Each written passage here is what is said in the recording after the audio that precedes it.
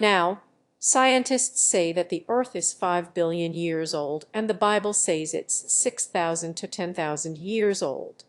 So this demonstration is going to prove a big point. Here's some friendly advice for creationists. Please, before you do something like this and cause atheists to collapse into uncontrollable laughter, please check with a scientist or a science major, or perhaps a 7-year-old who's just started learning science in elementary school, and find out why whatever theory you've dreamed up at the end of a spade doesn't work in the real world. So you may wonder why digging a hole is going to help. Frank here debunked 200 years of geology. So let's fast forward. As you are starting to see the clean soil come up, get on with it. If you notice, you all see the dirty soil that's on the top, and below you start to see the soil come clean. If the Earth is 5 billion years old, this dark mulch should be 10, 20, 30 feet thick. It's not even a foot. How is the Earth 5 billion years old? It's the biggest bullshit ever told to man. Oh, that's it. Right. Well, where do I start? Okay, let's start with what Frank calls dirty soil. I think he's referring to topsoil or humus, which is where weathered rock is mixed with organic material. If the Earth is 5 billion years old, this dark mulch should be 10, 20, 30 feet thick. Okay, that means that for whatever reason, Frank thinks topsoil accumulates at the rate on average of 1 foot every 250 million years. That would make this layer 250 million years old then, right, Frank? According to your reckoning. So although Frank thought he was trying to prove that the Earth is just 6,500 years old, his own math has tripped him up. But it doesn't matter, because topsoil doesn't accumulate like that anyway, at least in what the rest of us call real life. In real life, topsoil is by definition always going to be at the top, because that's where organic matter is mixing in with the soil. Now it does vary in depth because it's always being eroded on higher slopes and accumulating in alluvial plains and eventually dumped at sea. As the soil gets eroded, new soil is being produced by weathering at the rock face. When ice sheets extend across the higher latitudes, as they have done several times in the last million years, the soil is scraped away completely. It's replaced by new soil every time there's an interglacial. Of course, this constant weathering into new soil grinds mountains down, so when sea levels rise and cover this eroded landscape with sediment, the old soil gets buried. Over time it becomes fossilized. We can see these so-called paleosoils in a place that the rest of us call the real world. You can even see ancient worm casts and fossilized plant roots in these paleosoils. So geologically speaking, soils aren't that old. But the biggest problem I have with Frank's theory is the injuries we might sustain laughing at a desperate creationist digging himself into a hole. And Frank isn't the only culprit. So this video is an appeal to creationists. Please stop. You re-killing us. Over the centuries you've tortured, burned and massacred people who don't accept your beliefs, and I hope that in the 21st century this would have stopped. But no, I've been getting messages from me subscribers who say they've been seriously hurt or incapacitated while laughing at your creationist claims. Rage Unchained, for example, laughed so much at Kent Hovind's claim about carbon dating that his anal sphincter became detached. Here's an appeal from a desperate Ugarinkin with a dire prediction. Sadly, he passed away last month after watching another Kenham video. The list of injuries because of your hilarious statements goes on and on. An injured jaw, headaches, loss of bladder control, atching muscles. A number of people even experienced spontaneous combustus nostralis thanks to Richard Kent and his dragon claim, including Jakub Paprocki, who sent me this photo. Doctors say he'll never again be able to breathe properly or bear children. Facetious Badger was seriously injured when coffee spat out of his nose. Now he's suing me for a replacement keyboard. Does the agony never end? Now ye know what you re going to say. Creationists. It's my mocking, scoffing derision of the things you say that's funny, not you. It's me fault that so many decent, honest atheists are splitting their sides, or worse, dying of laughter. But no, it's not me, it's you. What you say is genuinely funny. Now you may argue, well, atheism's pretty funny too, and creationists therefore face a similar danger to their health. I am sorry, but if that was true, then you'd be able to make an amusing video out of something atheists have said, or something that's accepted science. But you can't. Here, for example, is a Golden Crocoduck-nominated video that ought to be funny because it's called Atheism is Funny. Well, let the hilarity begin. You know, atheism is funny. How funny is it? Proponents of atheism laugh at us Christians for believing in the Bible, yet they themselves completely ignore the fact that they take a fifth-grader science book as infallible as well. Anyone find that funny? Okay, a creationist does. The reason no one else is laughing is obvious, because atheists don't think a fifth-grader science book is infallible. I mean, by definition, no science book is infallible, because science is infallible. Scientific knowledge is constantly being updated and corrected as new evidence comes along. And the video gets sillier. They also regard flesh and blood as infallible. Here is just a small list of infallible atheists. Number 1, Richard Dawkins. Richard Dawkins is infallible. Even Richard Dawkins would claim he's infallible. And if he did claim he was infallible, then he'd obviously be wrong. And if he's wrong, then he can't be infallible. I suppose that's funny. Similarly, it's hard to see the joke in this attempt at humor by Ray, the Chuckle King Comfort. Let's now join our correspondent Liv in the swamps of Gobble Epus. This amazing animal looks like a duck, but it has the head of some sort of amphibian. This is tremendously exciting. Darwin would have been ecstatic. It's a crocodile that has evolved into a duck, or perhaps a duck that has evolved into a crocodile. This almost cute little creature is so close. I could even reach out and touch it. But as Comfort accepts in the same video, biologists don't believe this creationist invention ever existed. So where's the joke? See, observable humor like this is about observing something that's real. For example, Jerry Seinfeld made a joke wondering why skydivers wear crash helmets.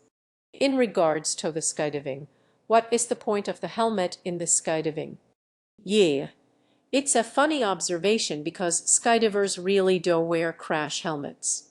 If you'd made a joke about the fact that skydivers wear bullet shoes, you know, something like what are they hoping to do a pirouette when they land, that wouldn't be funny because obviously skydivers don't wear bullet shoes.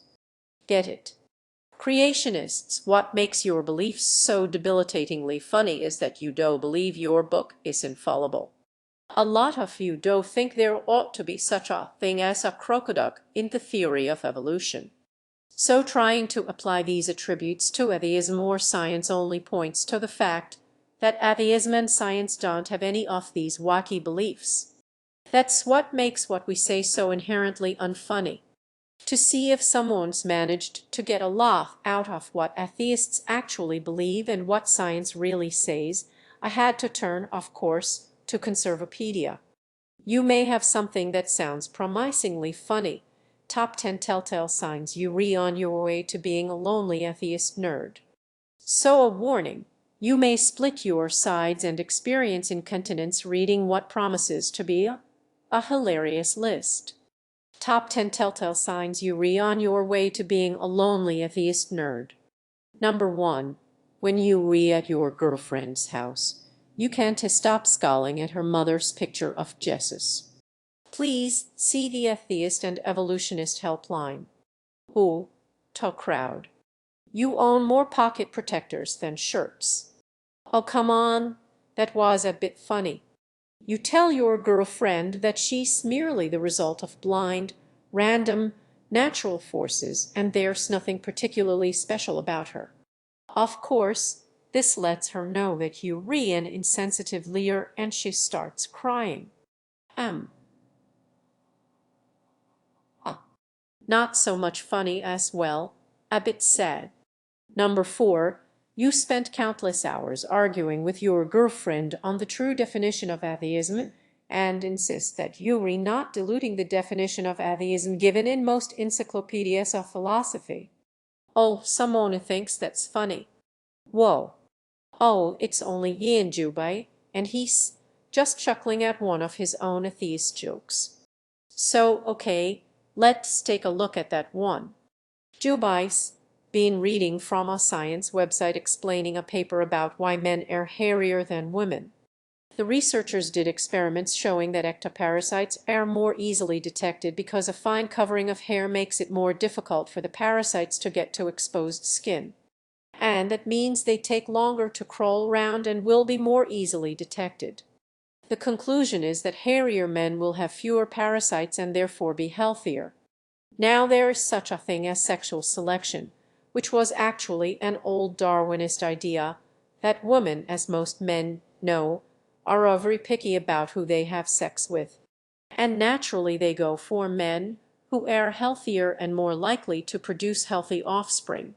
Or, as the website puts it, not surprisingly, men were better at detecting bedbugs on the unshaved arm due to having thicker and longer hair than women. As to why men are generally hairier looking than women, the researchers suggest it might be due to something as simple as women preferring men with fewer parasites on them, which would imply more hair. Quite interesting, you would have thought, and not particularly funny.